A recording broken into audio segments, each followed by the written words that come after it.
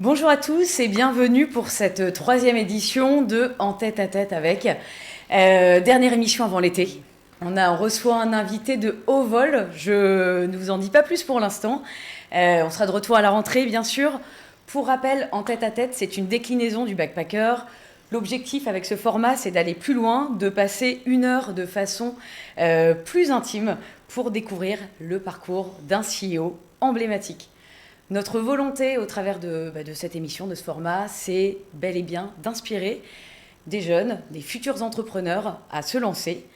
Vous posez peut-être la question d'ailleurs pourquoi WeVoo lance ce format. Vous le savez, chez WeVoo, nous sommes une communauté de passionnés de product management, des product people, et on a la conviction forte depuis notre premier jour qu'une des évolutions naturelles de certains PM, en tout cas, ce sera de monter un jour leur boîte. Et donc cette émission était le parfait format de promouvoir l'entrepreneuriat sous toutes ses formes.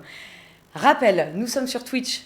J'imagine que vous allez avoir beaucoup de questions à nous poser pour notre invité. N'hésitez pas, je serai ravie d'être votre relais. Je vous le disais, on termine cette saison avec un invité de haut vol. J'ai le plaisir de recevoir Loïc Soubeyran aujourd'hui. Bonjour Loïc. Bonjour. Comment vas-tu ? Super bien. Très bien. Ouais. Bon, arrivé là. C'est bientôt l'été, là. C'est bon. Voilà. En direct de Montpellier. Le jour de la fête de la musique. Et en plus, le jour de la fête de la musique. Je pense que beaucoup de personnes, en tout cas, qui sont connectées, te connaissent déjà. Tu es un serial entrepreneur à succès, qui plus est. C'est important de le préciser quand même. On va parler de ton parcours tout au long de l'émission. Est-ce que je peux te laisser te présenter rapidement, quelques minutes ? Quelques minutes. Quelques secondes. Personnel ou à titre Donc c'est facile. Hein. Je suis Loïc, CEO fondateur de Swile. J'ai 36 ans maintenant. Effectivement, comme tu l'as dit, Swile, j'en suis pas à mon premier coup d'essai. J'étais entrepreneur, j'allais dire pas depuis mon enfance, mais en tout cas depuis mes études, ça c'est certain. Ouais. Et puis avec un premier coup d'essai qui s'appelle une TIDS, une société dans la vidéo publicitaire sur Internet, qui s'est revendue à Altis, on en reparlera peut-être. Et puis voilà, Swile maintenant. Belle aventure, effectivement, on reviendra sur toutes tes aventures entrepreneuriales, puisqu'on va avoir une rubrique où on va passer depuis ton enfance jusqu'à aujourd'hui, donc on va pouvoir rentrer dans le détail de toutes ces aventures. Pour démarrer, je te propose un petit questionnaire chinois que tu attends avec impatience. Je n'attends que ça. Quelques questions. L'objectif au travers de cette petite rubrique, c'est de te découvrir un peu plus.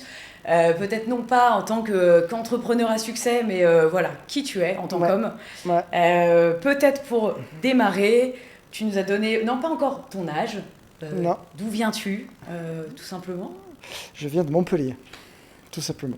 Tu es né à Montpellier ? Je suis né à Montpellier. Ok. Voilà. Ouais, donc, et tu vis encore aujourd'hui à Montpellier ? Et je vis encore aujourd'hui à Montpellier. Ouais, ville de cœur jusqu'au bout. Quoi. Voilà. Et tu as l'âge aujourd'hui 36 ans. 36 ans. Ouais.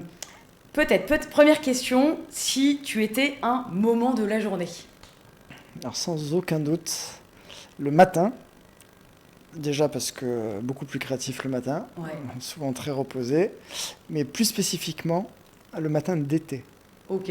Voilà, j'adore le matin d'été, je ne sais pas pourquoi, c'est sortir, parce que j'ai la chance d'être à Montpellier, et donc les matinées à partir de mai, juin sont assez chaudes, plutôt agréables, et être le matin seul sur la terrasse, je ne sais pas, c'est toujours quelque chose de sympa. Bon, j'imagine avec le petit déjeuner, peut-être prendre son temps aussi, voilà, c'est un bon moment. Exactement. Donc plutôt matinal que fiesta, etc. En tout cas. De loin. Si tu étais ensuite une ville, alors est-ce que ce sera encore Montpellier ou pas ? Je vais peut-être pas être très, très créatif, mais alors déjà j'adore Paris. Ok. D'un point de vue architecture, art de vivre, restaurant, etc. Enfin, à chaque fois, je vis à Montpellier, mais je suis à Paris toutes les semaines, et à chaque fois j'adore. J'y ai vécu aussi quand même quelques années. Ouais. Et après, non, par contre, Montpellier, c'est sûr que vous avez à la fois le soleil, à la fois la mer, à la fois l'arrière-pays qui est hyper vert, hyper sympa aussi, qui est souvent méconnu, mais c'est un des trucs très sympas de Montpellier à vivre. Donc, je suis très bien dans ces deux villes-là. Un pied dans chaque ville. Voilà, exactement. Ok. Alors, question.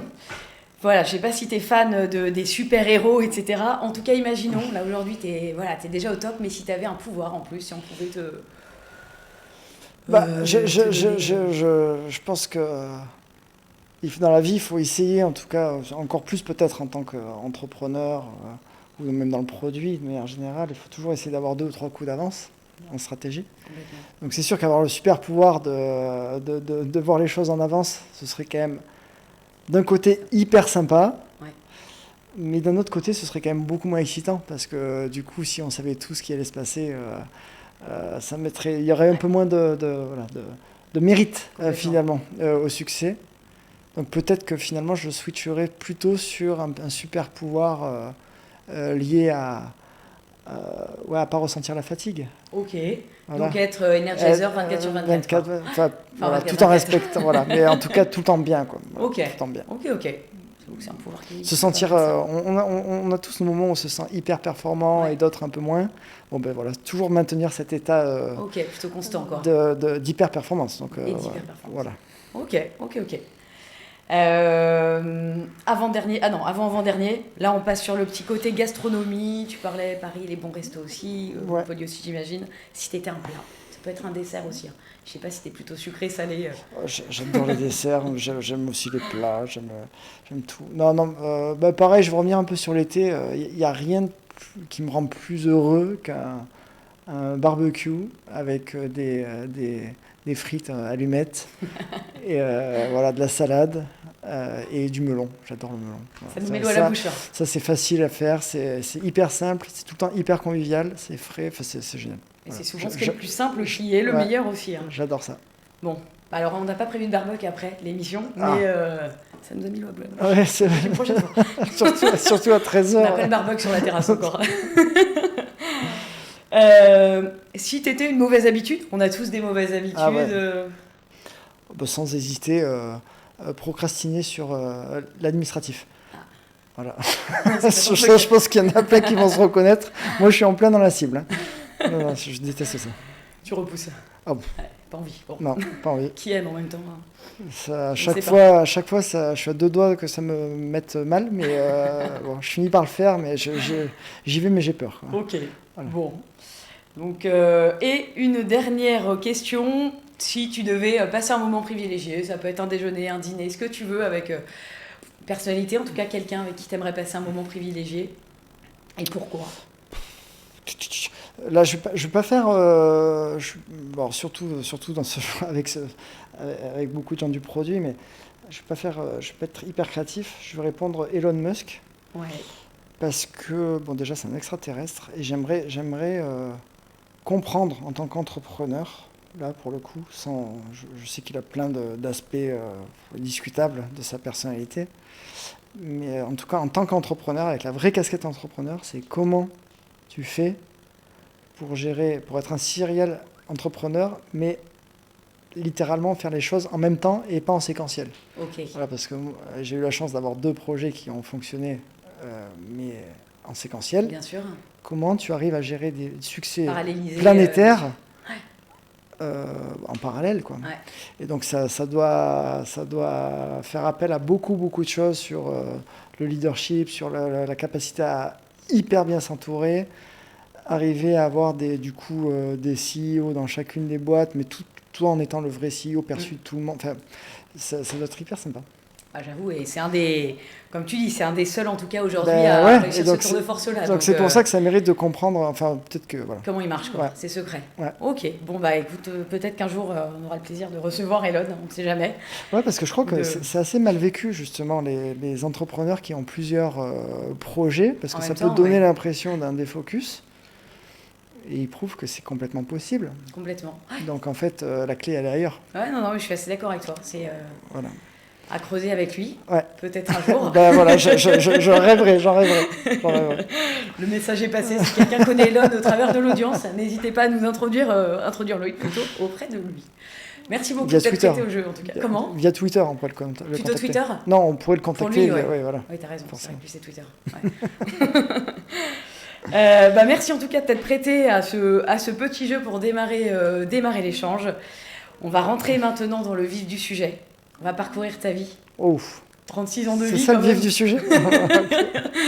De l'enfance à l'entrepreneuriat. Objectif avec cette rubrique, c'est de connaître justement, d'en savoir plus sur les tenants, les aboutissants de tes réussites, peut-être aussi des échecs que tu as pu connaître, parce que c'est ça aussi qui est Bien sûr. intéressant, ta façon de penser, de créer, et puis voilà, d'en savoir tout simplement plus sur toi. Avec plaisir. On va démarrer sur une photo. Merci de nous l'avoir partagée. Je de sais toi. pas laquelle c'est. Ah, tu la vois. Une photo de toi, petit. Oui, j'avais déjà les cheveux longs. Je sais pas quel âge tu avais à peu près d'ailleurs sur cette photo. Je devais avoir entre 6 et 8 ans. Ok, 6-8 ans. Est-ce que tu te souviens à l'époque, alors bon, c'est peut-être un peu dur comme exercice, mais ce que tu avais en tête, comment, je sais pas, qu'est-ce qui se passe dans la tête de Loïc à 8 ans À 6-8 ans, non, j'étais dans une école primaire publique d'un petit village. Et donc tout allait très très bien dans ma vie. Je m'en souviens, c'était une époque très très heureuse dans ma vie. Parce que je jouais beaucoup au foot. J'ai fait beaucoup de foot. Jusqu'à 18 ans, j'ai joué. Et du coup, voilà, c'était les cours de récré. C'était des récrés de 3/4 d'heure à chaque fois. Donc voilà. Alors, c'était beaucoup de bons moments et évidemment beaucoup d'insouciance. Finalement, c'est que de l'insouciance. C'est que de l'insouciance. Plutôt heureuse. Ouais, très heureuse. Très heureuse.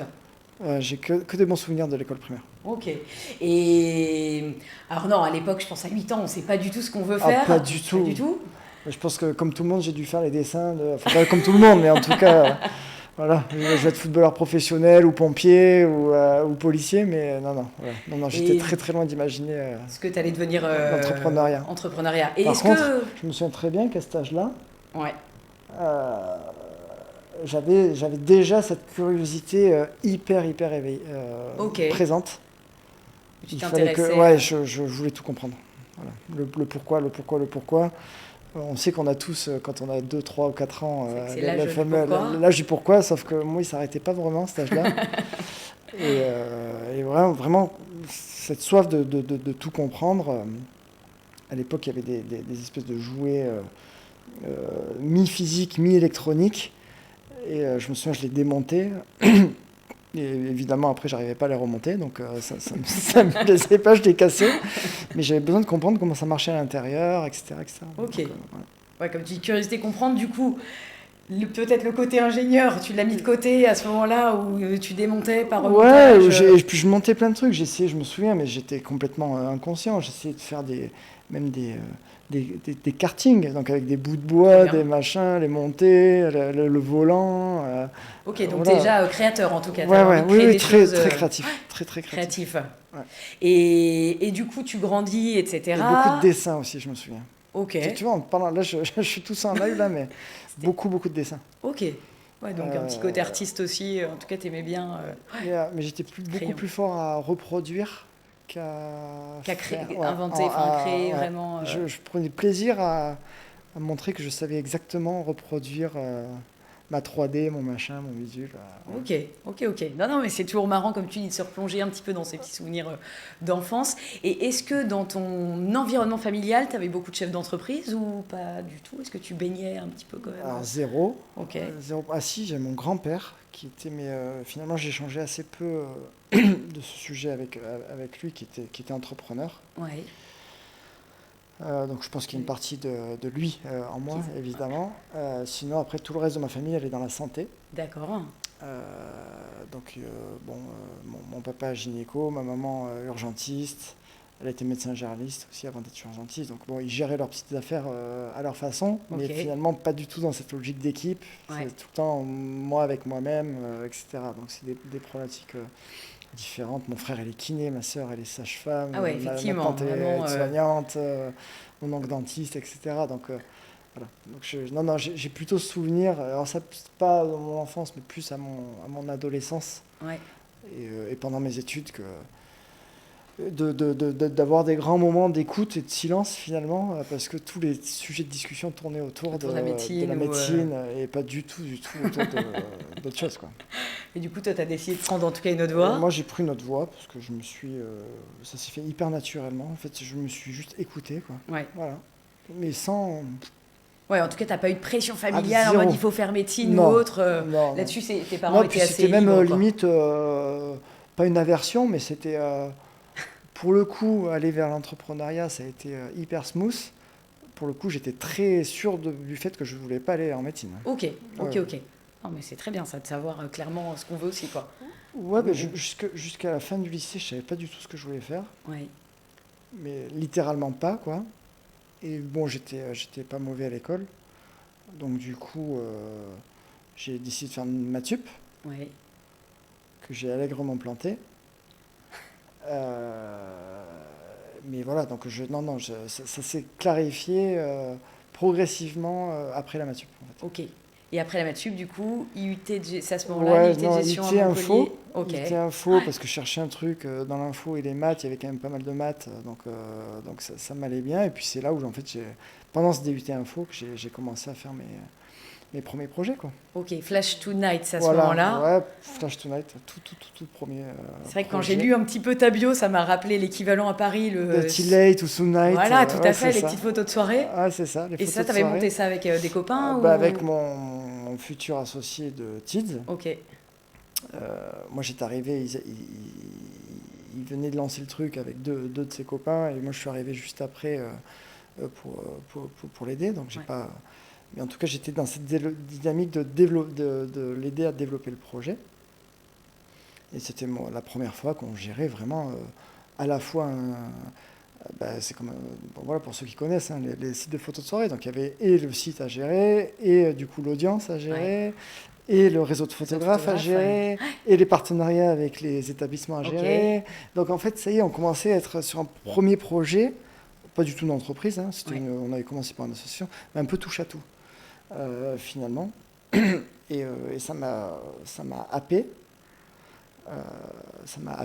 et du coup, c'était très clair dans ma tête que je prenais ces 2 ans vraiment que comme du pur apprentissage. Ok. Parce que c'est finalement là où bah, j'avais pas du tout ces mots-là à l'époque, mais voilà, je me définis pas du tout comme un entrepreneur. J'étais juste là pour découvrir comment faire un projet. Mm. Et puis c'est là où tu commences à te poser les vraies questions. C'est ok, bah, si tu veux que ce projet devienne une société, bah, il faut des revenus. Ouais. Mais qui dit revenu dit charge.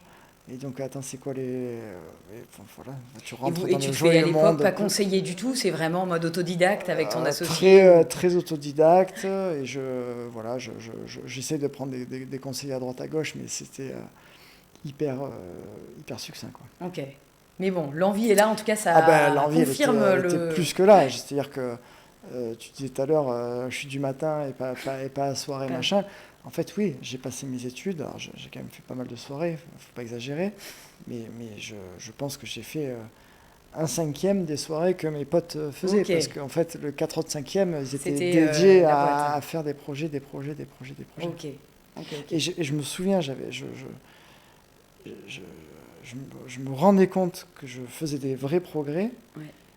Et je me dis, mais en fait, ouais, j'ai pas l'impression de perdre mon temps, de gâcher mon temps à juste faire Oui, t'as des l'impression de passer à soirées. côté de quelque Non, chose, voilà, quoi. C'était vraiment... je vivais, j'ai hyper bien vécu mes études parce que Ok. justement, je grandissais, quoi. Bon, non, non, et en plus, la suite a montré de toute façon que c'était... Ben ouais, je me suis senti prêt. D'ailleurs, quand on a fini les études avec mon associé, on s'est Vous avez senti. relancé des projets directement. On a fait notre première vraie société.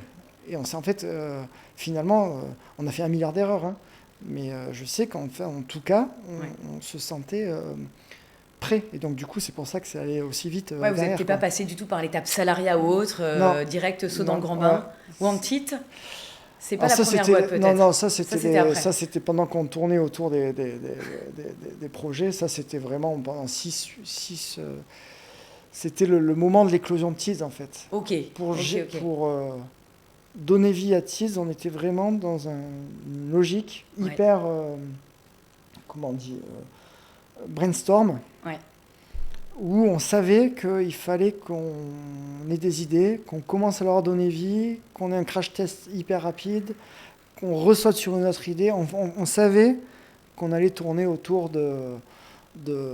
d'idées et finalement, in fine, miser sur une qui nous paraît être la meilleure. Ok. Donc la première idée qu'on avait eue, c'était de faire une plateforme, alors, c'était en 2009, hein, Ouais. une plateforme de commande de nourriture en ligne. Ok.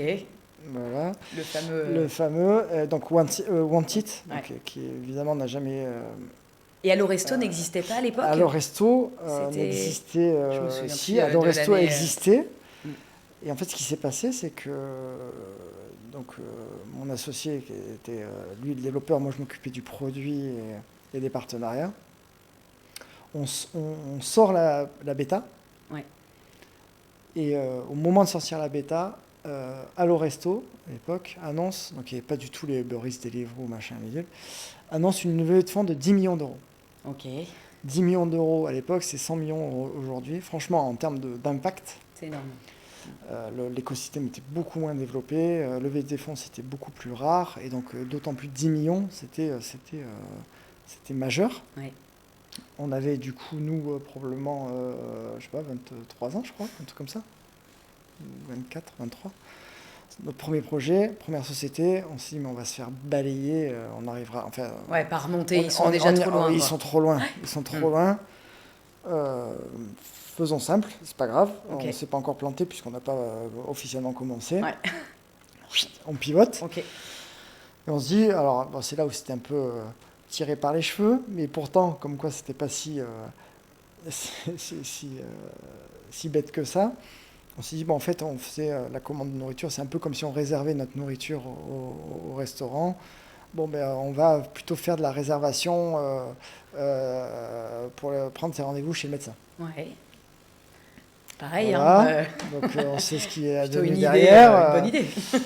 Et là, pareil, donc, on le fait.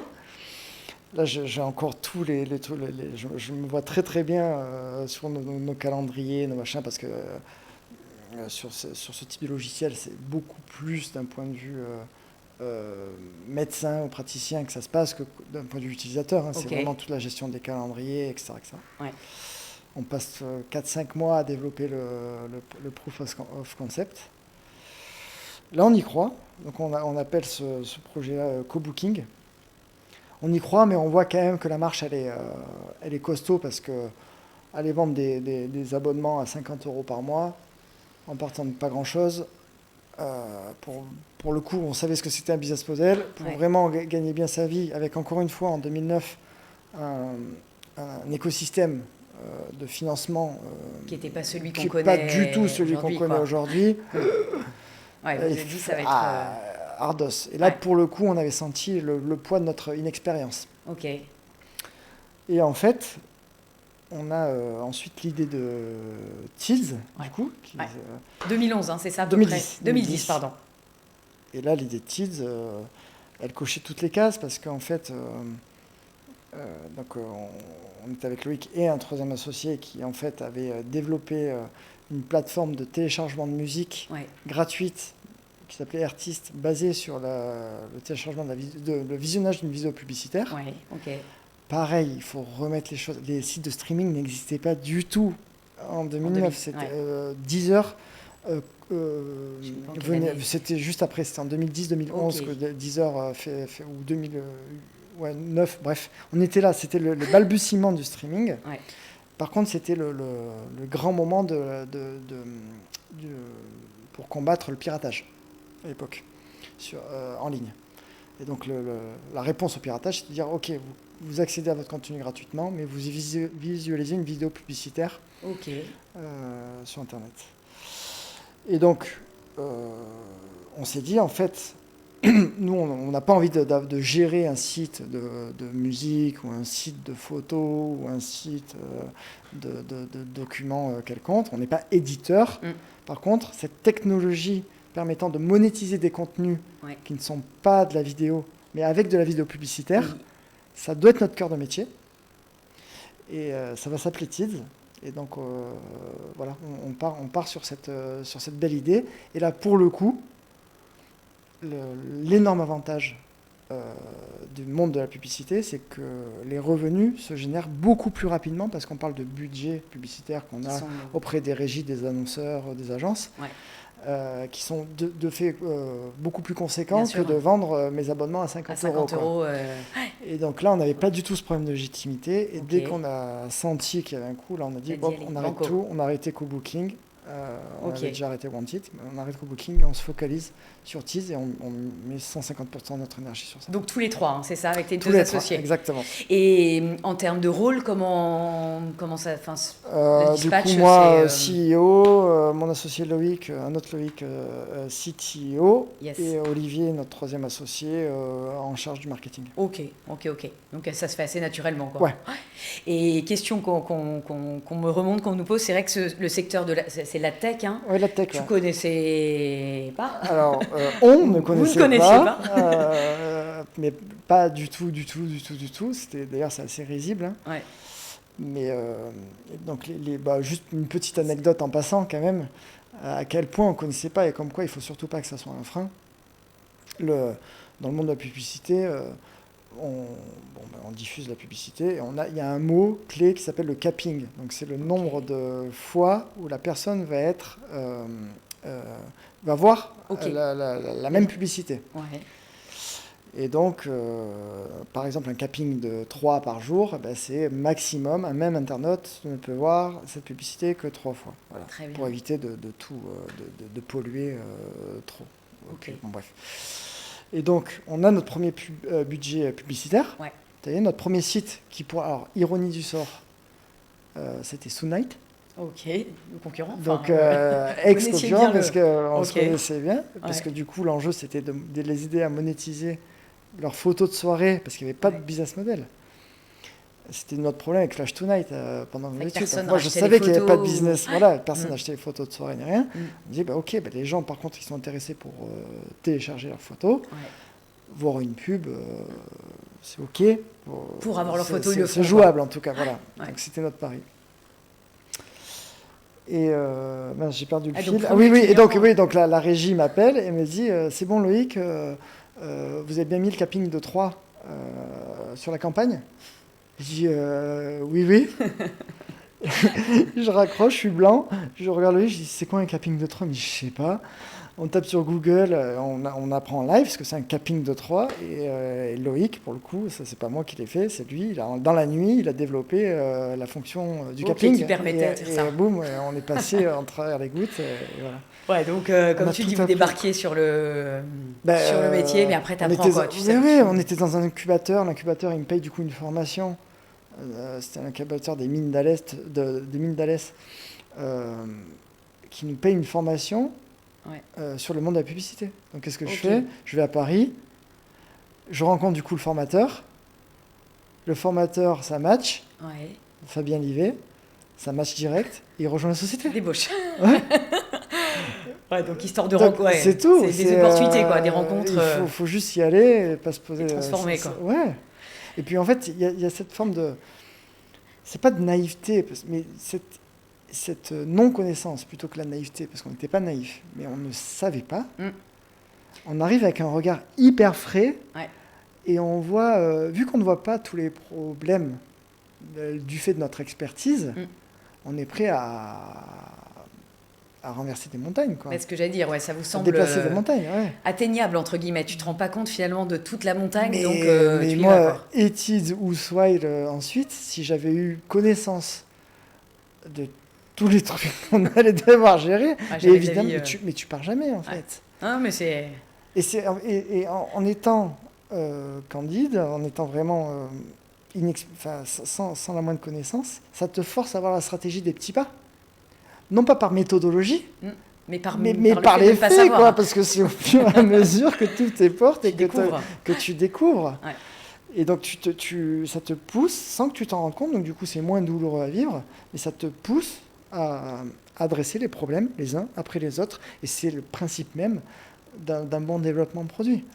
C'est se forcer à être dans la stratégie des petits pas, itérer, tac, plutôt que d'avoir... de voir dans son ensemble la montagne, et au final, tu ne sais pas par où attaquer, quoi, comme tu dis. Et tu t'en fais parce que ça t'empêche d'avoir de l'élan, le bon élan, etc. Ok. Et ça a marché sur Tids et ça a remarché sur Swile. Sur Swile. Ouais. Non, mais intéressant, et je pense effectivement, bonne leçon, on n'est pas obligé de connaître le secteur d'activité et au contraire, Moi, à la je limite, ça trouve peut que c'est même une être force. une force de ne pas connaître. Dès l'instant où, en revanche, euh, tu cherches à t'entourer d'experts Ouais. très vite aussi, notamment en commercial. À un moment donné, Il faut vendre tu aussi. veux, t'as un super produit, tu veux avoir une grosse croissance dans le monde de la publicité, eh ben, tu prends des gens qui connaissent, qui ont les bonnes portes d'entrée, qui ont les budgets à activer très vite. Tu veux révolutionner le monde des tickets restaurants, eh ben, tu prends des gens qui, depuis 15 ans, c'est leur job de vendre des titres restaurants. Bien sûr. C'est OK ça, c'est normal. Il faut que tu aies la bonne force de vente derrière. Il faut que tu aies la bonne force. Mais en revanche, par contre, en produit, ne pas avoir d'expertise à la base sur le marché, c'est une force. Donc il faut juste savoir doser. Voilà. Partir sur un nouveau marché sans connaissance du marché sur le produit, c'est limite recommandé. Limite. En tout cas, ça se défend très très fortement. Parce que tu arrives avec cet œil qui est hyper frais. Voilà. Par contre, ne surtout pas faire l'erreur de penser que tu vas te développer avec des gens qui n'ont pas l'expertise. Ok, et donc c'est là, s'entourer. C'est la différence entre la création et le développement. Ouais. Voilà. C'est là où il faut savoir quand même après choisir ses batailles. Aller capter les bonnes personnes sur des rôles clés. Évidemment. Et peut-être justement, c'est top ce petit lien d'un point de vue financier. Vous démarrez l'aventure à 3, vous avez un peu d'argent, vous levez de l'argent, comment les premiers... Tids, ouais, au début peut-être. J'ai une bourse. Alors, mon associé Loïc les acédiques, le chômage. Ouais. On avait un an d'écart, donc moi je sortais juste des études, donc j'avais 400 € par mois bourse, de bourse de l'incubateur. Ok. Non, 800 €, pardon, 800 € par mois. Bon, voilà. Et donc non, on n'avait pas le sou, et mon beau-père, pour le coup, m'a offert une voiture. C'était une Honda Jazz que j'ai revendue pour 10 000 €. Ok. Je me souviens quand je suis monté à Paris pour développer Tids. Ouais. Donc je l'ai vendu et j'ai mis la moitié en capital. Capital de la société. Ok. Donc j'ai pris tous les risques. Donc je le remercie parce que du coup ça nous a permis de nous lancer dans aussi, quoi. Bah ouais, c'était le petit coup de pouce. Puis c'est vrai que peut-être parfois quand tu te lances directement finalement sorti d'école, t'as rien à perdre, mais t'as pas 10-15 ans d'entreprise derrière où tu te dis bon allez hop, all-in quoi. Enfin, ça peut être gagnant. Après j'avais 800 € par mois, voilà, c'est sûr que je mangeais pas gastro tous les jours, mais t'as pas non plus, il faut appeler un chat un chat, t'as pas non plus le poids d'une famille, de tout un tas de trucs. Donc j'étais quand même assez léger. Bon, donc voyage léger, vous partez tous les trois. Montpellier au début, vous arrivez à Paris. Ouais. 2013, première levée de fonds.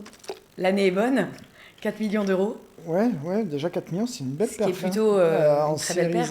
En série A, Serie A, c'était une super perf. On était très fiers. Surtout qu'au moment où on lève, je crois qu'il nous reste officiellement 3 ou 4 000 € sur le compte bancaire. Ouais. On lève le 15 ou le 20 du mois. Enfin, je sais que c'était la deuxième partie du mois. Et en fin du mois, on n'avait même plus de quoi payer, quoi. Donc c'était vraiment in extremis. Donc on voit le truc, on voit ces 4 millions arriver avec beaucoup de joie. Ouais.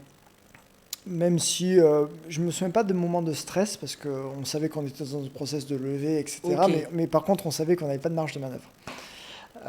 Les banquiers me le rappelaient souvent. Mais bon, je n'ai pas vécu ça comme un grand moment de stress. On vous a fait confiance assez... Mais voilà, et puis l'idée, c'était de se développer très fort, très vite. Et là, pareil, on fait le choix, finalement, du pragmatisme. Ouais. On est encore dans cette quête d'apprentissage, hein, parce qu'on a, je sais pas, 24, 25 ans, je sais pas combien, 26 ans peut-être max.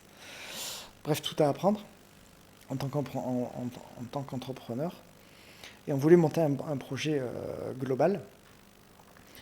Il s'avère qu'en fait, grâce à ces 4 millions, on arrive à à vendre nos technologies aux 4 coins du monde. Parce qu'entre-temps, on a sorti un format publicitaire qui s'appelle l'InRead, qui est aujourd'hui tout bête, hein, mais en 2010, c'était une innovation mondiale. On insère un encart vidéo publicitaire entre 2 paragraphes d'un article. Donc, permettant aux éditeurs de presse de monétiser leur contenu écrit avec de la vidéo publicitaire qui est 10 fois plus rémunératrice qu'une bannière standard en display. Et donc, on vend cette technologie-là en France, notamment avec notre directeur commercial, qui était justement mon formateur historique. Que tu avais débauché. Qui fait un super boulot de convaincre les plus connus, hein, Le Monde, Le Figaro, L'Équipe, L'Express, tous les plus connus, tous les médias les plus connus. Et très vite, on prend un directeur du développement international pour refaire la même, parce qu'en fait, on se rend compte que ce truc qui nous paraît anodin, ça n'existait pas à l'étranger. C'est nulle part ailleurs. Vous aviez inventé vraiment. On avait vraiment inventé ce truc.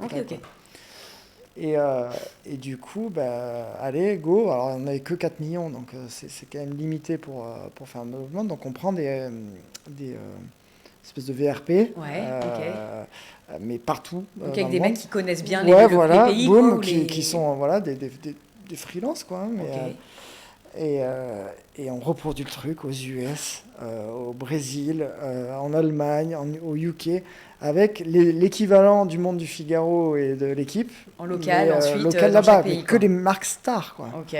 Et là, on fait un truc incroyable. Mais sauf qu'on avait un énorme problème, c'est que cette technologie-là, c'est super d'avoir la technologie pour l'éditeur, mais encore faut-il la remplir en publicité. Donc nous, en fait, on créait tous les tuyaux, on avait la technologie, on avait tout le réseau d'éditeurs, mais il fallait des annonceurs. Donc on a commencé par nous-mêmes à aller vendre auprès des régies internationales le truc, mais on remplissait 3% de l'inventaire qu'on créait. D'accord. Donc il y a 97% où, en fait, grosso modo... Rien à mettre. En tout cas, il n'y a pas d'annonceur... Et c'est là où je fais la rencontre de Pierre Chapaz, qui est un pionnier du web, qui avait vendu Quelcou, c'est le fondateur de Quelcou, qui avait vendu Quelcou à Yahoo, et qui était, lui, un sérieux entrepreneur, et qui avait remonté une deuxième société qui s'appelait eBuzzing, qui était une régie publicitaire sur Internet. Et c'est là où il y a le fameux 1 + 1 = 3 qui a fonctionné, c'est-à-dire qu'eux, ils avaient déjà une force de vente côté agence, bien sûr, pour capter les budgets publicitaires. Nous, on avait tout le réseau d'éditeurs, avec l'inventaire à monétiser. Synergie des deux. Explosion. Là, tu t'es dit directement, il y a un truc de dingue à faire avec... On s'est tous dit, ça n'a pas mis longtemps à se le dire. Et du coup, 6 mois après notre levée de 4 millions, on fusionnait. On fusionnait, et puis on l'a fait... je me souviens très bien, les mots qui sortaient de notre bouche à l'époque, du pourquoi on le faisait, quand on en parlait juste entre nous, donc c'était vraiment cette quête d'apprentissage, parce qu'être pris sous l'aile d'un Pierre Chapaz quand tu as 26 ans... d'un point de vue mentoring, j'imagine que c'est quelqu'un en tout cas qui est plutôt assez dingue. Oui, parce que encore faut-il qu'il joue le jeu, et en fait il a joué le jeu, donc ça a été que du pur bonheur. Et puis ce côté impact. C'est-à-dire qu'en fait, et aujourd'hui, Tease, c'est une marque qui est très peu connue parce que très B2B. Donc évidemment, c'est très masqué, c'est très technologique. Puis c'est le marché de la pub, donc c'est pas du tout un marché grand public. Mais la technologie Tease, elle touche quasiment 2 milliards de visiteurs uniques par mois. C'est majeur, en fait. C'est énorme, c'est partout. On s'en rend plus compte, là, mais c'est partout. Non, comme tu dis, c'est qu'on ne le perçoit pas d'un point de vue client final, parce qu'on ne sait pas ce qu'il y a derrière. Pas du tout. Et en fait, on pourra en reparler tout à l'heure, mais il y a des... T'imaginais même pas à l'époque que ça allait devenir aussi phénoménal. Déjà, je remercie, c'est pas un post sponsorisé, mais évidemment qu'Amazon nous a sauvé la vie, mais 1000 fois, parce qu'en fait, dans le marché de la pub, tout est une question de data, on le sait. Et nous, on faisait et de la pub et de la vidéo. Ok. La vidéo publicitaire en 2013-14, enfin en termes de bande passante et tout, mais c'était de la folie. Et donc, nous, on avait une croissance exponentielle, mais du coup, on avait des problèmes exponentiels d'un point de vue technologique. Et, euh, et Amazon, je pense enfin AWS, on a dû être, on était un de leurs premiers clients à l'époque. Ok. Ah ben parce que ça coûtait, mais les yeux de la tête. Mais parce qu'on était obligé de rajouter des instances, des serveurs de Du partout, stockage. du stockage, du machin. Tu vois. On avait réussi à renégocier, mais la facture, elle piquait, mais très, très, très, très fort, quoi.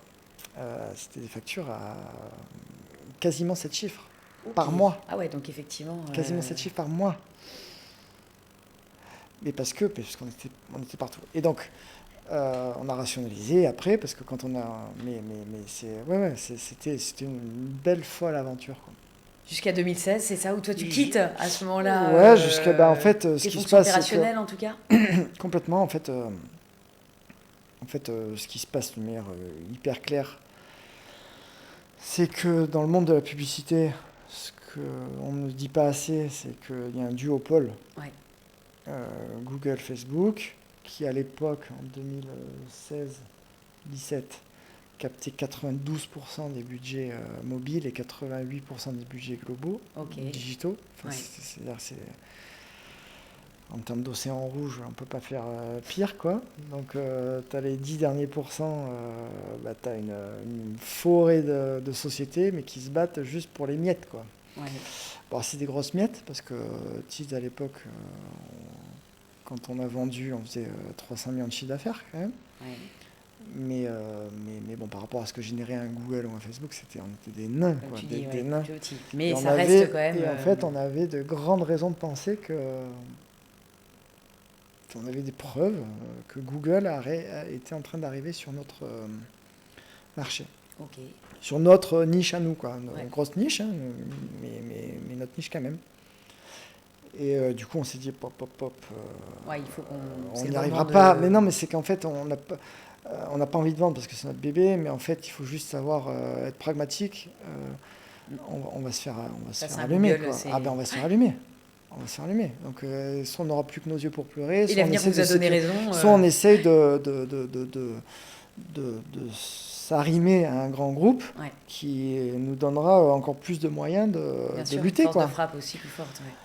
Et voilà, et donc du coup on est dans cette perspective de sortie, de vendre la boîte. On fait des premières discussions avancées avec une première société qui capote. Mais moi en fait, je m'en souviens très bien, j'avais des discussions très ouvertes, très transparentes avec Pierre. Dès l'instant où on était ouvertement en discussion de sortie, moi ça avait tué un truc en moi, quoi. Je pouvais pas en fait. Et je ne voulais pas faire du service après-vente. Comme je disais à l'époque, et comme je le redis, je pouvais pas. C'était impensable en fait. Je m'en foutais de l'earn-out. J'étais très content de ce succès qu'on avait eu tous ensemble. C'est la fin d'un truc, on le fait pour des bonnes raisons. Enfin, pour ce qui nous semble être des bonnes raisons.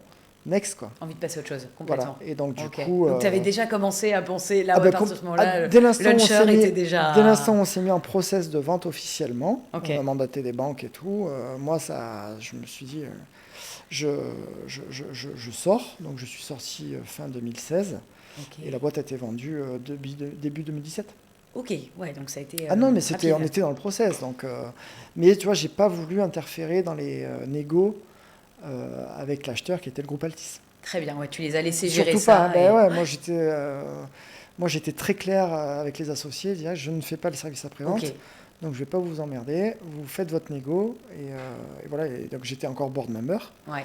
Donc, mais j'étais plus opérationnel. Très bien. Pour pas interférer.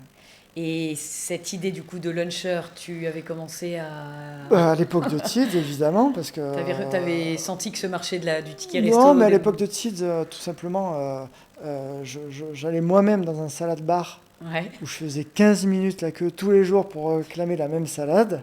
Ça me rendait dingue. Je ne comprenais pas pourquoi est-ce que ce monde-là n'était pas plus digitalisé. Et mon envie, c'était pas un rêve, loin de là, mais en tout cas, moi, je trouvais dommage de ne pas pouvoir faire ma commande, la payer, Et puis aller récupérer. Et la récupérer, comme ça le restaurateur il se prend pas la tête, etc., Carrément. etc. Et c'est ensuite, je me suis dit, mais en fait, ce problème-là, je l'ai à titre perso, mais mes autres coéquipiers, ils ont exactement le même problème, ils attendent comme moi, en fait. Hein. Et je me suis dit, mais en fait, ce serait quand même pas mal de faire une plateforme de commande groupée où on est plusieurs à commander, puisqu'on y va tous. Et plus on est nombreux à commander, plus on a accès à de la réduction. Un peu le groupon Ouais. de la pause déjeuner. Pause déjeuner. Ouais. Et entre collègues. Ok. Et je pars avec cette idée bien en tête, en étant persuadé. Deliveroo commençait à arriver. Pas en province, mais en tout cas à Londres, ils étaient créés, ils commençaient à arriver à Paris, avec ça. Je me suis dit, allez, feu. Je sens que le marché de la food tech, c'est un bon truc à faire. Ouais. Moi, ça me parle, etc., etc. Et là, du coup, crash test.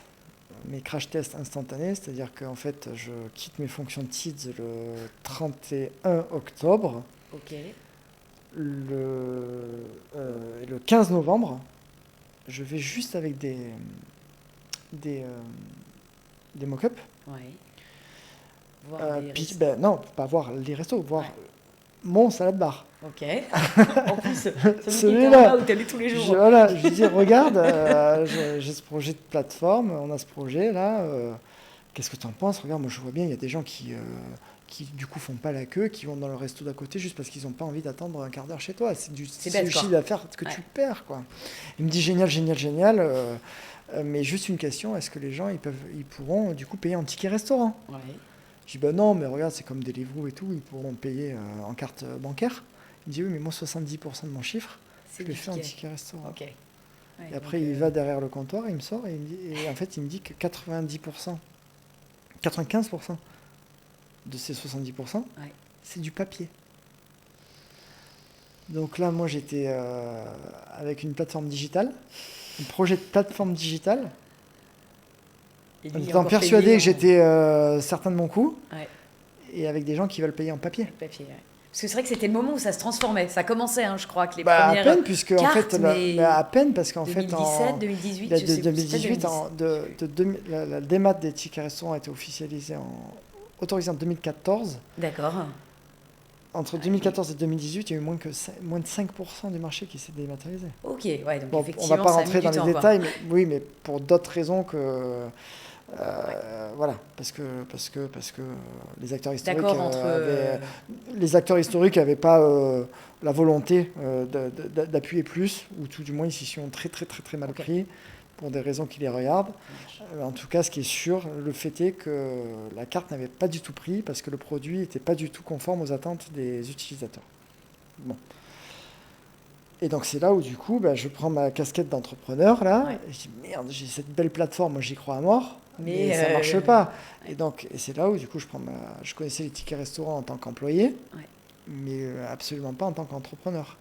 Et c'est là où effectivement tu te rends compte que tu as affaire à un marché avec 4 acteurs qui se partagent le marché depuis 50 ans, il n'y a rien qui bouge. Et en fait, c'est là où je me dis, mais la vraie opportunité entrepreneuriale, Elle est là. elle est là. Ok. C'est d'aller s'attaquer à la démat du ticket restaurant parce qu'il y a une vraie attente, une vraie demande Des utilisateurs. des utilisateurs. Ouais.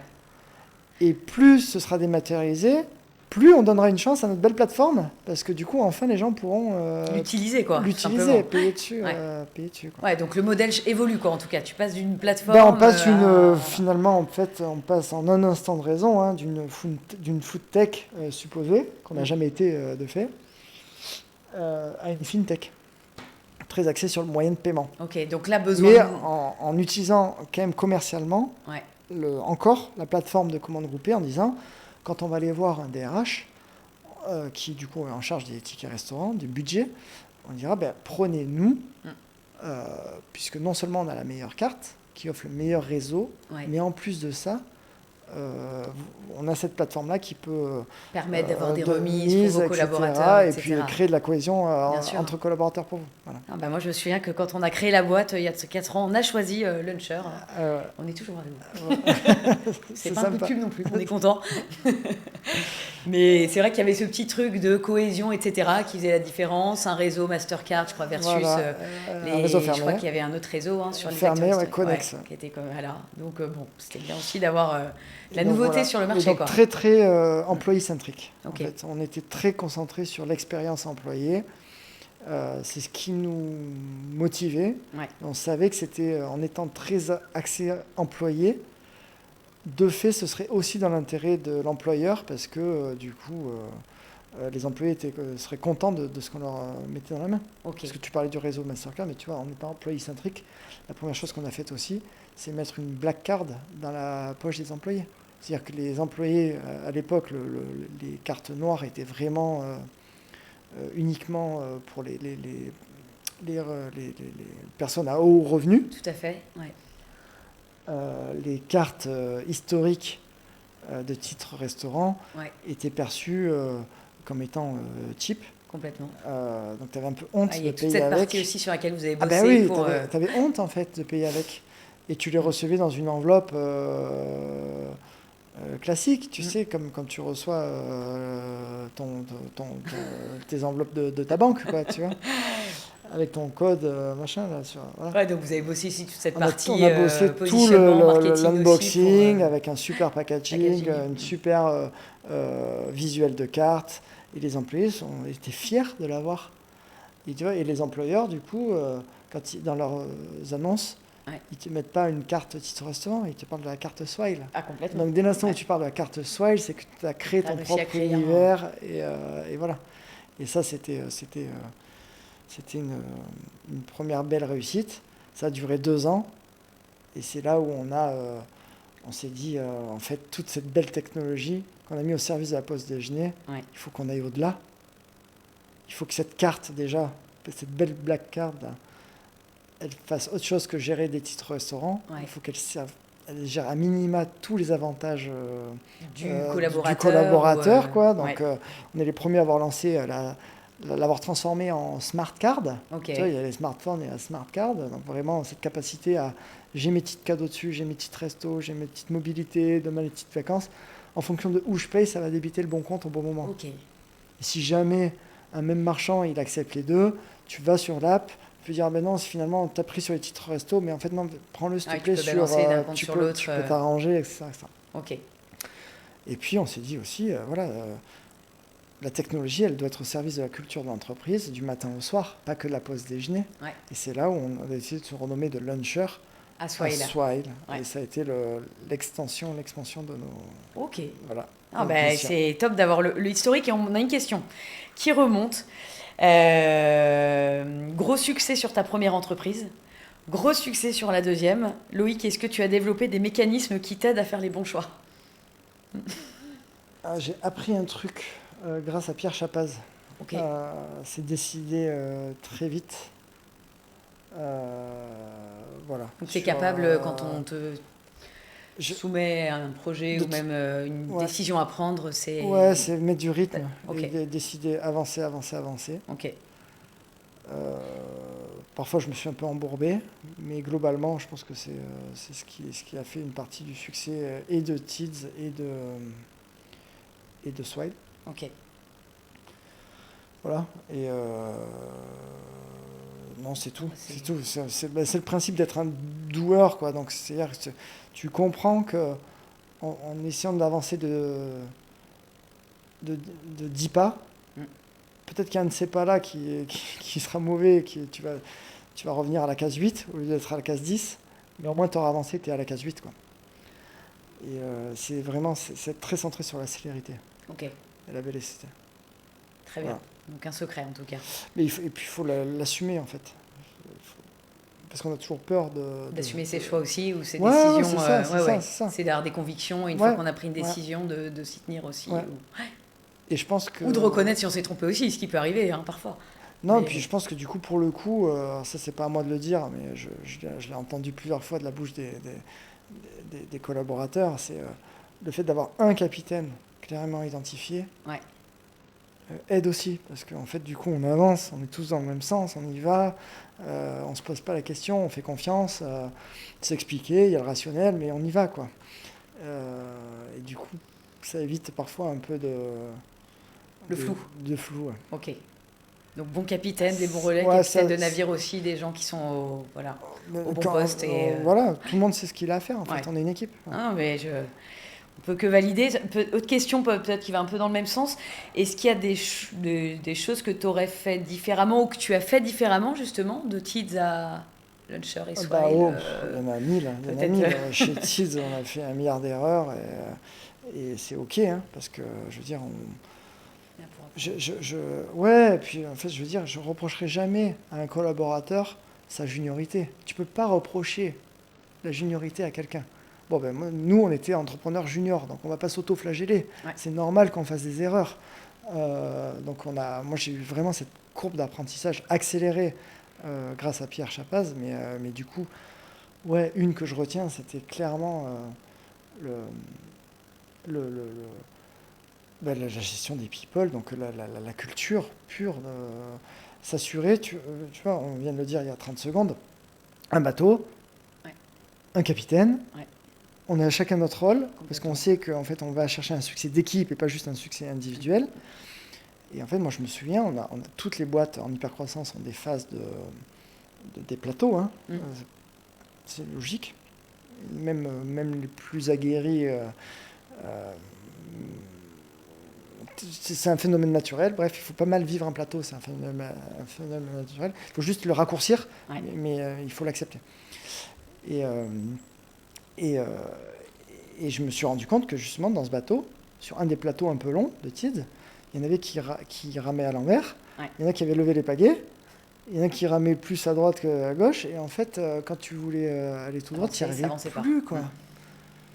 Tu n'y avançais plus, et donc tu vois, en parlant du produit typiquement, je me souviens très bien, on avait voulu opérer une transformation organisationnelle, passer d'une équipe dite component à une organisation feature team, ouais. Pour retrouver un maximum d'agilité, parce qu'on était 130 ou 140 côté tech, retrouver un maximum d'agilité, d'ownership, mais quelle galère, quoi. Et en fait, je me suis dit, mais pourquoi est-ce que, alors qu'on est aussi peu, parce qu'on était une petite boîte, on était 500, 600, c'est petit, c'est gros en valeur absolue, oui, mais c'est relativement... on n'est pas en train de parler d'un groupe de 50 000 personnes. C'est pas possible, on peut pas avoir autant de résistance, quoi. Je comprends pas, en fait. Où est-ce qu'on a merdé ? Parce qu'on avait merdé. Et en fait, on a merdé dans la Constitution, ouais. Et la définition de notre culture, ouais. Et 2, sa défense. Et son entretien permanent, en fait. Et c'est normal d'avoir des gens complètement désalignés dès l'instant où tu n'expliques pas ce qu'on attend des uns des autres, d'un point de vue culture, d'un point de vue valeur, d'un point de vue le projet, etc. etc. Okay. Et je me souviens, mon driver numéro 1 du passage de Tids à Swile, je disais à l'époque, je vais faire une clean sheet. Vraiment un truc, un peu comme si c'était... il y avait un premier tableau qui était beau, mais quand même avec plein de ratures, etc. Refaire le tableau hyper propre. Quoi. Il y a encore des ratures, hein, évidemment, mais beaucoup plus propre, tout du moins. Et en mettant tout sur la culture d'entreprise. Et donc, en fait, dès le premier jour, on a vécu le truc, mais de manière extrêmement intense, et extrêmement claire. Et tu vois, encore aujourd'hui, je pense que ce qui définit Swile, c'est une culture hyper forte de l'intérieur, quoi. Il y a un sens de l'esprit d'équipe qui est hyper développé, et c'est pas le fruit du hasard, c'est qu'en fait, on s'y est pris, et puis on est dans cette pleine conscience, et puis dans cette défense. Tu vois, une de nos valeurs, c'est justement we cherish our values. Donc on les chérit, ces valeurs. C'est-à-dire qu'en fait, on s'en fout pas. Tu as le droit à l'erreur. C'est quotidien, quoi, j'imagine. Mais en permanence. Pas... Mais c'est ce qui fait la différence entre les boîtes qui ont une culture et qui la défendent et les boîtes où tu vois les valeurs sur les murs et puis dans ton quotidien tu es aux antipodes. Ça se ressent pas. Ouais, parce qu'en fait, à un moment donné, qu'est-ce qui s'est passé, quoi, entre ce qui est marqué sur le mur et bon, bref. Et après, comme tu dis, il faut les tenir sur le long terme avec une boîte qui passe des paliers et donc avoir les bonnes personnes pour la faire infuser aussi dans la boîte, quoi. Oui, bien sûr. Complètement. Bien sûr. Et parce qu'il y a plein de questions. Loïc, il y a plein de questions, là j'en saute plein, c'est pas bien du tout. J'arrive sur la partie produit. Je donne l'info à la régie parce que normalement, je devais passer un trailer, mais j'arrive sur la partie produit parce qu'on avait beaucoup de choses. Et puis, on ne pouvait pas ne pas parler de Swile sans parler forcément du produit. Ouais. J'avais noté quelques chiffres. Tu me dis si je me trompe ou pas. 25 000 entreprises aujourd'hui clientes à travers le monde. Il est bon. Ah oui, oui. Ça va. Bon, c'est 750 tous les jours, hein, mais ça va qu'on est en live là. On est en live. Il a dû encore augmenter depuis 1 heure. 750 000 utilisateurs à peu près. Ouais, un peu plus. Vous avez racheté récemment une boîte qui s'appelle Ocarito pour développer toute la partie voyage d'affaires. Donc ça rejoint ce que tu disais tout à l'heure. Le but, c'est pas d'accompagner les collaborateurs uniquement sur la pause déj, mais en fait sur toute sa vie. Voilà, c'est vraiment unifier l'expérience employée sur une seule et unique super app. Ok. Ça, c'est la cible, l'objectif cible. D'ailleurs, ça pose des sacrés enjeux produits, justement. J'imagine d'intégrer quand tu intègres une passer de monoproduit à multiproduit, organisationnellement, etc., c'est un vrai challenge, hein, parce que, grosso modo, tant qu'on était monoproduit, j'étais le CEO/CPO. Ouais. Et évidemment, dès l'instant où tu passes du monoproduit à multiproduit, tu as une exponentielle de complexité qui se met en place. Ouais. Et c'est là où tu as intérêt d'être hyper solide organisationnellement parlant. Complètement. Et tu le dis, tu étais CEO/CPO. On a une question qui remonte, qui me dit les postes de product sont relativement récents chez Swile. Oui. Jusqu'ici, qui était en charge du produit? Pourquoi ne pas avoir monté une équipe dès le départ? Et puis aujourd'hui, l'importance d'une direction produit propre. Enfin voilà, est-ce que ça avait été sous-estimé au départ ou c'était un choix les deux. Okay. Il y a un choix très très assumé de ne pas avoir d'équipe produit. Déjà parce que je portais quand même beaucoup de choses et c'était encore largement jouable tant que tu es monoproduit de porter le truc. Ouais.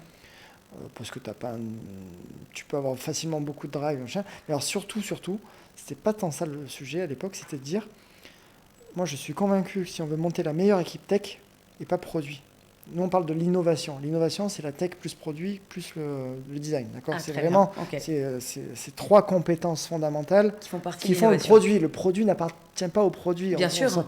C'est l'INO quoi. L'INO. Nous on parle de l'INO chez nous. L'innovation. Et on se sent partie prenante de cette innovation, chacun son rôle, etc. Et j'étais convaincu que pour avoir une grosse équipe tech, il fallait un bon tech, un bon dev. Il dev pas pour la techno, il dev pour le produit. Ouais. Sa finalité, il faut qu'il y ait une finalité, le why. Quoi. Le why, son why, c'est le produit. Ouais. Donc il veut se sentir partie prenante de la constitution de ce produit. Donc on a développé une culture hyper forte de l'ownership côté tech. Ouais. Où, de manière très assumée, alors que ça peut faire débat ici, mais en tout cas, les premiers moments de la vie de l'entreprise, les premières 2 années, parce que j'étais moi-même CPO. Hein, bien sûr. Il y avait quand même la compétence en interne. Hein, mais on assumait le fait de ne pas vouloir de PO ou de PM, peu importe, pour mettre un maximum d'ownership sur l'équipe tech, sachant que moi, j'arrivais à les alimenter, à les driver. Fine. Tant que on passe du... Bon, je l'ai dit 3 fois, mais on a compris. Tant que tu es monoproduit, ça passe. C'est nickel. Et ce que j'ai sous-estimé, c'est le passage au multiproduit. C'est-à-dire que je n'ai pas vu qu'on se sentait fort, à la fois en produit et même en tech. Hein, nos techs se sentaient forts, etc., etc. On a mis trop de temps à réaliser l'ampleur de l'explosion de la complexité, en fait. Ouais, avec le rachat. Parce qu'en fait, il y a de la transversalité dans tous les sens, qu'il n'y en avait pas avant. Il y a du focus, d'expertise dans les différents métiers qu'il n'y en avait pas avant, où il n'y avait qu'un seul métier. Donc, pas de transversalité, pas de machin, des enjeux de sécurité qui arrivaient. Enfin, il y a eu vraiment une explosion avec le succès, en fait, du nombre de trucs à gérer. Ouais. Et pendant 1 an, tu vois, typiquement, on est resté sur Storga. Ouais. Mais du coup, à posteriori, pour des mauvaises raisons. Et donc après, du coup, non, c'est bon, on acte. On est une société maintenant multi-produits. Évidemment, moi, je ne peux plus du tout gérer ça. Ouais. Et donc, on met en place une équipe produit en bonne uniforme. Et c'est là où c'est important de dire, c'est pas parce qu'au début, on n'avait pas de PO et de PM de manière assumée qu'on ne croyait pas à l'importance in fine, d'en avoir une. Bien sûr. C'est juste une question de temporalité. Timing aussi, oui. Et encore une fois, j'insiste aussi sur le fait que moi-même, j'étais produit. Donc, c'est sûr que si tu as un CEO qui n'est pas du tout produit, et dès le premier jour, il vaut mieux avoir une compétence produit. Voilà, donc, recruter quelqu'un qui est au produit. Exactement. Ok. Et non, mais top, c'est ultra clair. Peut-être question, tu parlais tout à l'heure, effectivement, innovation. Tu as des techs aujourd'hui, tu as des développeurs, tu as tes product owners maintenant, ça y est. Tu as des designers aussi. Ouais. Comment ça marche tout ça? Vous avez des squads? Comment vous êtes organisé? On est en feature team, donc on a un CTO et un CPO. Vous avez un CPO, ok. Ouais. On a un CPO ouais. qu'on vient de recruter. Bravo, parce qu'on sait que le marché, il est pas simple là. Thijs, il est hollandais. Ok. Ex-Booking, et il a fait 8 ans chez Apple aussi. Ok. Donc on est très content. Très très content. Et le CTO, on vient de recruter notre nouveau CTO aussi, qui est Eric Pantera, qui était du coup le CTO de Tids, que j'avais recruté à l'époque de Tids. Qui me rejoint à nouveau sur cette aventure. À l'époque de Tids, il était venu pour m'aider à gérer cette transformation de component team en feature team. Ok, d'accord. Et donc ça avait matché très très fort entre nous. Malheureusement, moi je suis parti quelques mois après. Et on se retrouve 6 ans après avec cette envie de refaire un beau truc tous ensemble. Et donc voilà, donc là on est vraiment dans cette période où on crée vraiment l'alchimie entre le produit assumé et l'engineering, sachant que le design est rattaché au produit. Sachant que le design est rattaché au produit, voilà. Ok. Donc les équipes, les product designers bossent avec les product managers. Exactement. Ok. Ultra clair. Non mais je pense que ça éclaircit. Mais par contre, très très feature team, donc voilà, on est... c'est-à-dire qu'il y a un effet miroir entre les orgas produits et engineering. Ok, ça marche. Les scopes sont similaires. Très bien. Comme ça, on sait qui fait quoi, il n'y a pas de... Voilà. Ok. Et ton rôle, toi, aujourd'hui, du coup, tu t'es un peu défocus sur cette partie roadmap tech. Tu arrives à lâcher les choses ou... En fait, j'ai mis beaucoup de temps à itérer autour de la vision. Ouais. Vraiment, parce que, en fait, elle était assez claire dans mon esprit, mais elle était très difficile à traduire en mots concrets. Et c'est marrant parce que là, pour le coup, j'ai quand même passé un temps considérable à itérer, pour trouver le bon angle d'attaque, etc. Je considère que c'est fait. Maintenant, il faut que cette vision, elle soit traduite en exécution. Et donc là, je prends un malin plaisir. J'ai l'impression de revivre les débuts de Launcher, pour le coup, quoi. Ouais, donc là, d'ailleurs, c'était une question tout à l'heure qui avait été remontée. Est-ce que tu prends autant de plaisir aujourd'hui avec Swile que Launcher dans ses débuts? Ok. Non, flagrant. Okay. Y a des... Non. Puis, pour le coup, on est bientôt 700. Quand j'avais arrêté, on était 600. Donc, pour l'instant, j'ai encore un peu une impression de déjà vu. Okay. Je suis encore dans ma zone de confort, mais avec... la grosse différence, c'est que Tids, je savais qu'il y aurait une fin assez rapide. Ouais. Swile, je suis vraiment sur ce long terme, là, parce que j'ai envie de chérir ce projet, parce qu'il fait beaucoup de sens. Bon, c'est pas fini, quoi. Il y a encore pas mal de choses à aller loin de là. C'est pour ça que je pense que j'ai beaucoup travaillé la vision, parce que justement, on voit loin. Ok. On voit loin, parce que je pense qu'on est tous très animés par ce qu'on est en train de créer, quoi, tous ensemble. Bon. Merci beaucoup Loïc. Il y a encore, j'arrête les questions, là il y en avait sur le Covid, la RSE, etc. Désolé les amis. Je te demande un dernier exercice qui est la Minute RH. Comme tu le sais, aujourd'hui, on a une audience qui est quand même très innovation. J'imagine chez vous que vous recrutez sur pas mal de postes. Peut-être s'il y en a un. Donc il y a un petit jingle qui va se lancer. Puis juste après, tu auras 1 minute, 30 secondes pour pitcher un job en vue chez Swile. Ok.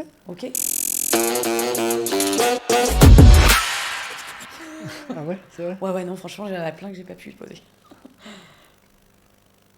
Retour. Merci beaucoup, Loïc. À toi la parole. Je te laisse. Alors, on est super fiers parce que pour passer ce beau cap qui est vraiment donner vie à cette super app dédiée aux employés, on a notre CPO, on a notre CTO. Par contre, il nous manque la troisième pièce maîtresse qui est notre directeur du design. Ok. Voilà, moi jusqu'à présent, j'avais les designers en direct, il faut le Ouais. savoir, parce que je suis passionné aussi de design, tu te souviens, quand j'étais petit, etc. Donc voilà, vous aurez l'occasion en tant que directeur du design de rentrer dans une boîte qui est fan de ce genre de sujet-là. On a encore plein de produits à créer, plein de produits à faire évoluer, et on veut vraiment que cette Swile Touch se ressente dans notre produit autant qu'elle a pu se ressentir dans notre belle carte qu'on a mis dans les mains de quasiment 1 million d'employés. Super. Donc cette personne sera aux côtés, j'imagine, du CPO, CTO, du non, CPO. c'est un direct CPO. report sur le CPO. Ok, ça marche, le duo. Voilà. Top. Bon, bah, vos candidatures, un super poste. Merci beaucoup, en tout cas, Loïc. C'est moi. Comme je le disais, je répète, c'est plein de questions. Désolé, le live, on a déjà dépassé.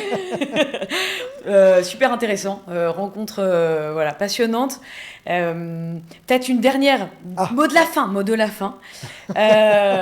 Quelqu'un qui veut lancer sa boîte là demain, quelqu'un qui nous regarde, est-ce que tu as un petit conseil à lui donner, une phrase, un mot, quelque chose, toi qui t'a servi un moment où tu dis je l'ai toujours en tête, ça me guide. Et déjà, premièrement, il faut foncer, parce que je crois qu'on l'a montré avec Tease et Swile, c'est OK qu'il y ait plein d'inconnus.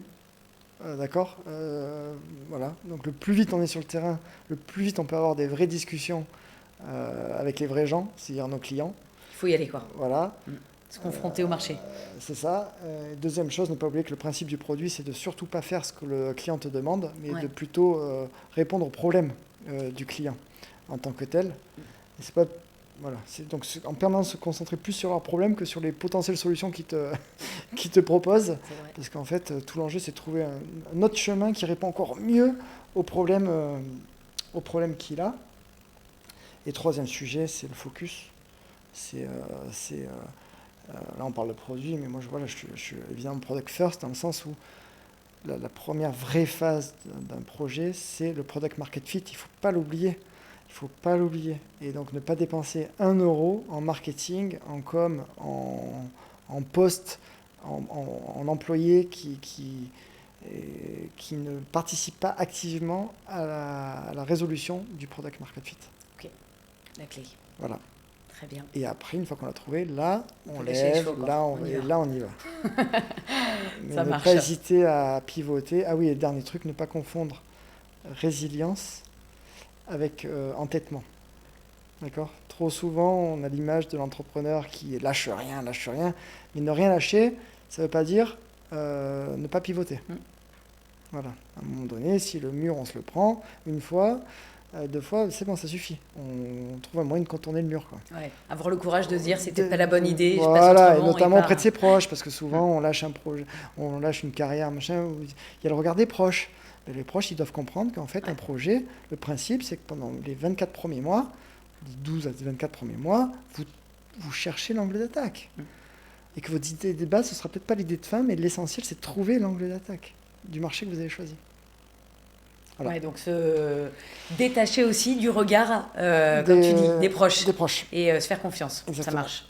Merci beaucoup. C'est moi, merci. Merci à notre audience, à la régie qui nous a accompagnés pendant cette émission. On va terminer en vous diffusant le trailer, puisqu'on a un événement cette année, c'est la 2e édition, qui s'appelle le Choc des Titans. Gros événement sur Twitch, 9 heures de live, on parle produit. On va recevoir des CPO, CTO, Head of Design, 15 tables rondes. Ça se passe le mercredi 6 juillet de 9h à... Voilà, plus 9h, vous faites le calcul. On vous attend nombreux, c'est gratuit. On a des gens vraiment hyper talentueux qui vont venir nous parler product toute la journée. Merci encore, merci Loïc. Merci. Bonne journée à tous. Bonjour à tous, bienvenue sur l'After Produit. On vous a prévu plusieurs formats, des tables rondes, des interviews